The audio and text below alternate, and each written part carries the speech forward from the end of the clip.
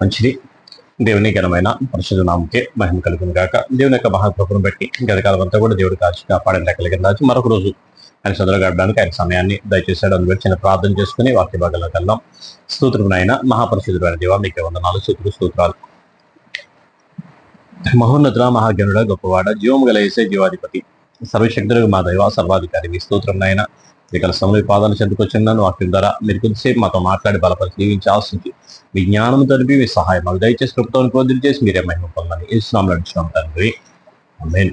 మంచిది. దేవునికరమైన ప్రసిద్ధనామకే మహిమ కలుగును గాక. వాక్యం వినుచున్నా చూస్తున్నా మీ అందరికీ కూడా ప్రభువైన యేసుక్రీస్తు నామములో వందనములు శుభములు తెలియజేస్తున్నాను.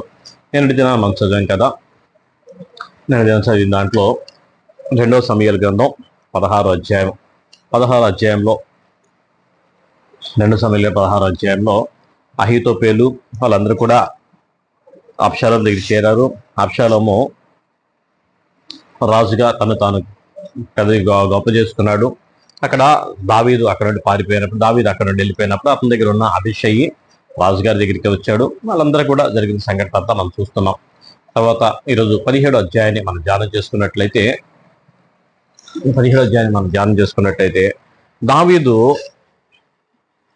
దావీదు అలసట నొంది బలహీనంగా ఉన్నాడు గనుక నేను అతని మీద పడి అతని బెదిరించిన ఎడల అతని యుద్ధనున్న జనులందరూ పారిపోదురు, రాజును మాత్రం హతము చేసి జనులందరినీ నీ తట్టు తిప్పేదను.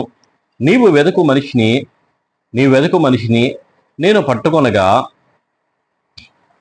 జనులందరూ వచ్చి నీతో సమాధాన పడుదురు గనుక నీ చిత్తమైతే నేను 12,000 మందిని ఏర్పరచుకొని పోయి ఈ రాత్రి దావీదును తరివి పట్టుకొని అహీతోపేలు పట్టుకుందునని అహీతోపేలు అబ్షాలోముతో చెప్పగా, ఈ బోధ అబ్షాలోములకు ఇశ్రాయేల్ వారి పెద్దలందరికీ యుక్తముగా కనబడెను. అంతటా అర్కీయుడైన హూషై ఏమి చెప్పునో మనం విన్నట్లు అతని పిలవనంపుడని అబ్షాలోము ఆజ్ఞేయగా హూషై అబ్షాలోము వద్దకు వచ్చెను. అబ్షాలోము అహీతోపేలు చెప్పిన ఆలోచన అతనికి తెలియచేసి, ఈ మాట చొప్పున మనం చేయకుందుమా, నీ ఆలోచన ఏమైనది చెప్పమని అతన్ని అడగగా, హూషై అబ్షాలోముతో ఇట్లను, ఈసారి అహీతోపేలు చెప్పిన ఆలోచన మంచిది కాదు. నీ తండ్రియు అతని పక్షమున ఉన్నవారు మహాబలాఢ్యులనియు అడవిలోని పిల్లలను పోగొట్టుకున్న ఎలుగుబంటి వంటి వారై రేగిన మనసుతో ఉన్నారనియు నీకు తెలియను. మరియు నీ తండ్రి యుద్ధమందు ప్రవీణుడు, అతడు జనులతో కూడా బస చేయుడు. అతడు ఏదో ఒక గుహయందో మరి ఏ స్థలమందో దాగి ఉండును. కాబట్టి నీ వారిలో కొందరు యుద్ధారంభమందు కూలగా చూచి జనులు వెంటనే ఆ సంగతిని బట్టి అబ్షాలోము పక్షమున ఉన్నవారు ఓడిపోయారని చెప్పుకొందరు.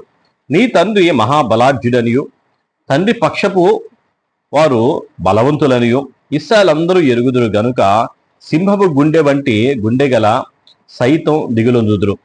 కాబట్టి నా ఆలోచన ఏమనగా, దాను నుండి బెర్షెబా వరకు లెక్కకు సముద్రపు ఇస్కరేణులంత విస్తారముగా ఇశ్రాయేలందరినీ 4 దిశల నుండి నీ యొద్దకు సమకూర్చి నీవు స్వయముగా ఇశ్రాయేల్ యుద్ధమునకు పోవలను.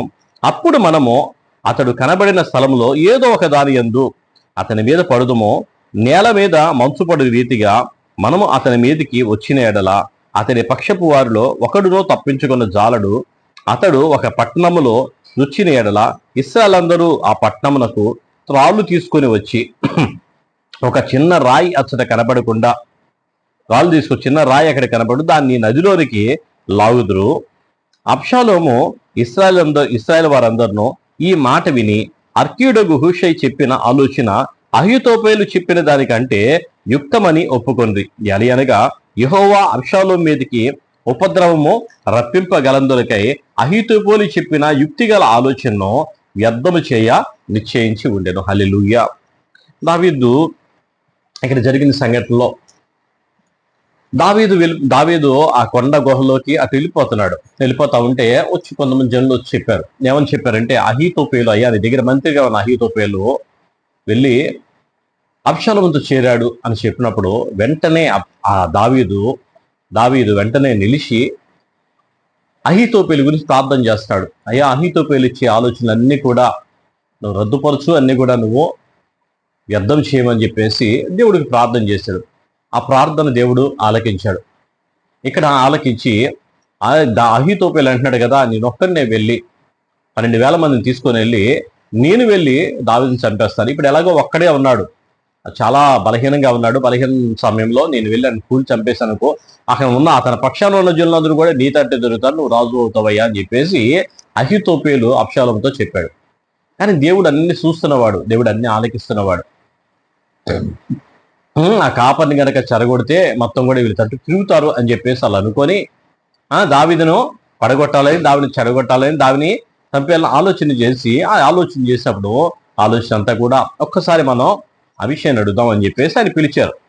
ఆయన పిలిచినప్పుడు హోషేని అడుగుదాము, హోషే ఏం చెప్తాడని చెప్పేసి ఆయన పిలిచినప్పుడు హోషే చెప్తున్నాడు అనమాట, అయ్యా మీ నాన్న సింహపు గుండి లాంటోడు, అందరితో కలిసి ఉండేవాడు కాదు.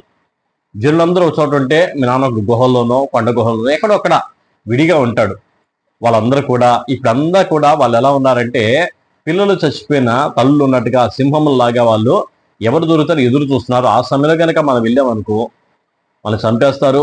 మనం కనుక ఓడిపోయామనుకో జనులందరూ కూడా దేవుడు దావీదు పక్షాన ఉన్నారని చెప్పి రాజ్యం పోయిద్దయ్యా అని చెప్పేసి అబ్షాలోముకు చెప్పినప్పుడు మరి ఏం చేద్దాం అని అడిగాడు. ఏం చేద్దాం అని అడిగితే అలా కాదు, దాను మొదలుగా బెర్షెబా వరకు మొత్తం మనం జనులందరూ తీసుకొని మనం వెళ్దామంటే దీనికంటే చిన్నదానికంటే పెద్దది కదా, అదే చేద్దాం, ఇది బాగుంది ఆలోచన అని చెప్పేసి అహీతోపెలు చెప్పిన ఆలోచన రద్దు చేశాడు.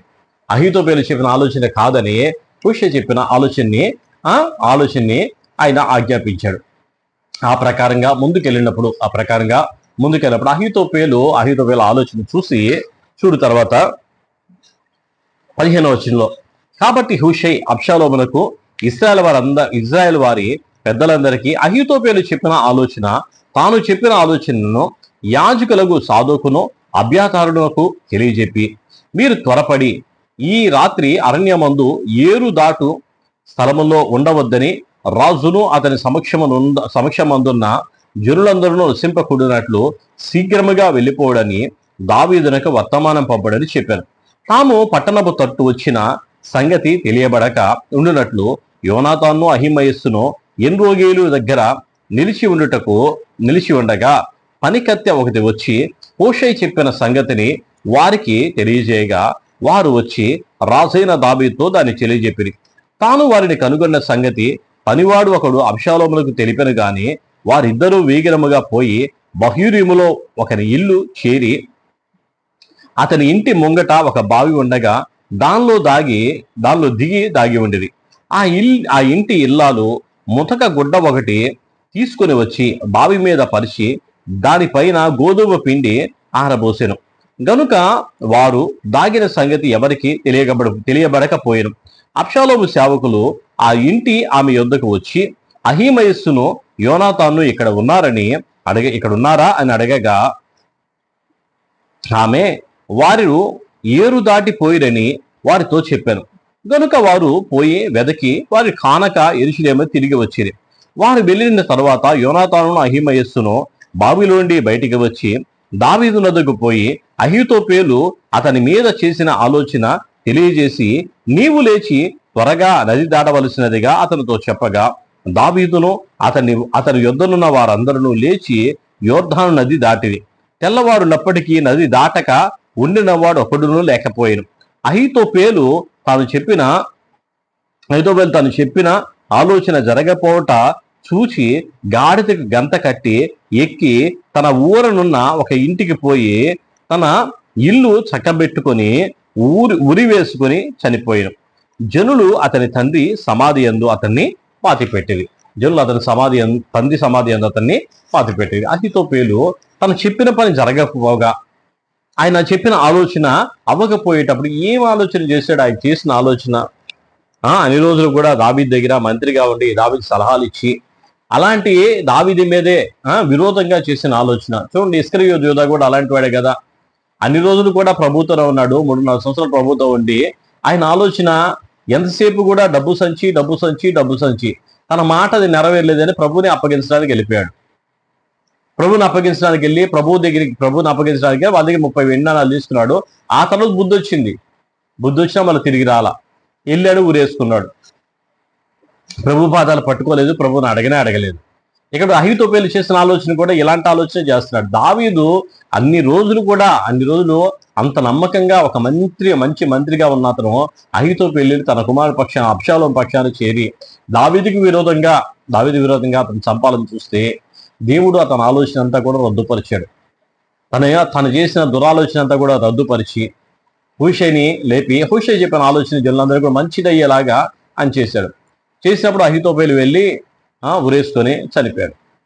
మనం మంచి పని చేస్తే మంచి ఆలోచనలు వస్తాయి, మనం చెడు చేసినప్పుడు చెడ్డ ఆలోచనలు వస్తాయి. అది అహీతోపేలు చేసిన మంచి ఆలోచన కాదు కాబట్టి అది ఉరేసుకొని చచ్చిపోవాల్సిన పరిస్థితి వచ్చింది. అదే మంచి ఆలోచన చేశారనుకో రాజుగారి దగ్గరే ఉండేవాడు, ఎప్పుడు కూడా దావీదు దగ్గరే ఉండేవాడు. చూడు చాలా మంది ఎత్తయ్యి వాళ్ళందరూ కూడా వాళ్ళ ఇల్లు వాకిళ్ళు అన్నీ వదిలేసి రాజుగారికి ఎందుకు వచ్చారు? ఏమి లేకపోయినా పర్లా, నీతో పాటు ఉంటానయ్యా, నువ్వు ఎక్కడ చచ్చిపోతానయ్యా అని చెప్పేసి ఎత్తయ్య వచ్చాడు. దావీదు గురించి చెప్తున్నాడు, సింహపు గుండి గలవాడు, ఆయన ఒంటరిగా ఉండేవాడు కాదు, జనాల్లో ఉండేవాడు కాదు, ఒంటరిగా ఉంటాడని చెప్పేసి ఆయన చెప్తాడు. అక్కడ ఉన్న జనులందరూ కూడా మహా బలవంతులు, అటువంటి సాక్ష్యం కలిగి ఉండేవాడు. అలాంటి సాక్ష్యం అంతా కోల్పోయాడు అహీతోపేలు. ఇక్కడ చూడు తర్వాత 24 విషయం. దావీదు మహానయములకు రాగా అబ్షాలోము ఇశ్రాయేలు అందరూ యోర్దాను నది దాటి వచ్చిరి. అబ్షాలోము యోవాబు కుమారుగా అమాశాను సైన్యాధిపతిగా నివసించను. ఈ అమాశా ఇత్రా అను ఇస్రాయేలు. ఆమె తల్లి అయిన సెరూయా, యోవాబు తల్లి అయిన సెరూయా సహోదరియగు నాహాషు భార్య అయిన అబీగయీలు నద్దకు పోయినందున పుట్టినవాడు.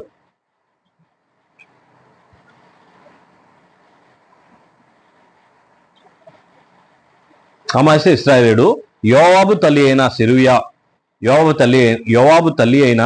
సెరూయా సహోదరియగు నాహాషు కుమార్తె అయిన అబీగయలను పోయినందున పుట్టినవాడు.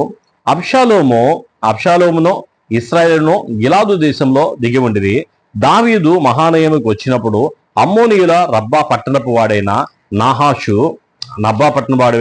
కుమారుడగు సూబియను లోదేబారు ఊరివాడుగు అమ్మియేలు కుమారుడైన మాకీరును రోగీలెము ఊరివాడైన గిలాదీయుడైన బర్జీలయ్యి అరణ్యమందు జనులు అలసిన వారే ఆకలిగొని దప్పిగొని ఉందరని తలంచి పరుపులు, పాత్రలు, కుండలు, గోధుమలు, యవలు, పిండి వేచిన గోధుమలు, కాయధాన్యములు, చిక్కుడుకాయలు, పేలాలు, తేనె, వెన్న, గొర్రెలు, జున్ను ముద్దలు దావీదును అతని యుద్ధ ఉన్న జనులను భోజనము చేయుటకై తీసుకొని వచ్చిరి.